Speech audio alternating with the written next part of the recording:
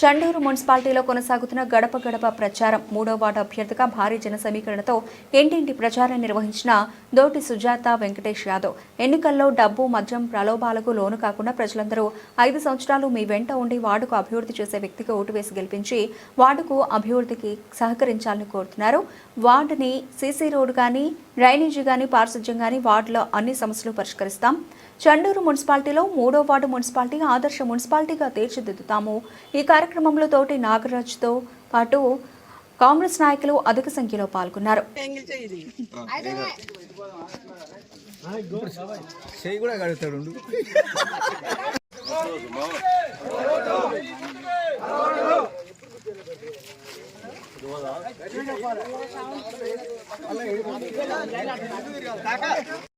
గెలిపిరి ఏ పనులున్నా మేము చేసుకుంటాం, అన్ని మంచిగా చేస్తాం.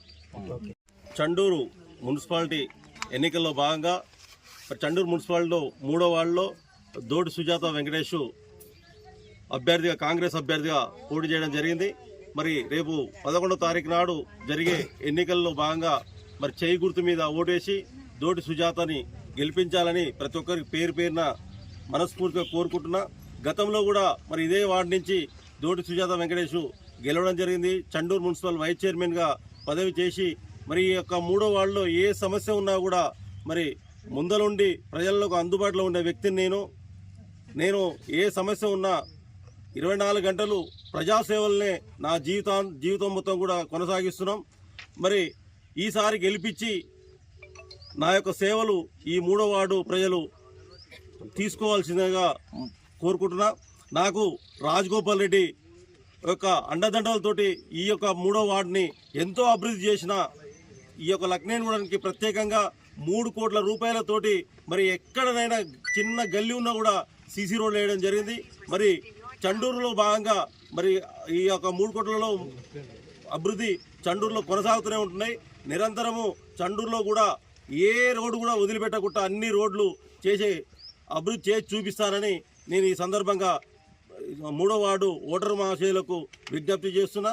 దయచేసి నేను ప్రజలలో ఉండే వ్యక్తిని, ప్రజల మనిషిని, ఏ ఆఫీసులో అయినా నేను ఫోన్ల మీద పనిచేసే వ్యక్తిని. నాకు అపోజిట్ ఉన్న వ్యక్తి ఆయనకు పనుల మీద అవగాహన ఉండదు, ఆఫీసులలో అవగాహన ఉండదు. అసలు స్థానికేతుడు ఆయన లక్నేనిగూడెం వాసి అయినా కూడా ఆయన ఇక్కడ ఉండే వ్యక్తి కాదు. ఆయన హైదరాబాదు స్థానికం, అక్కడ ఉంటాడు.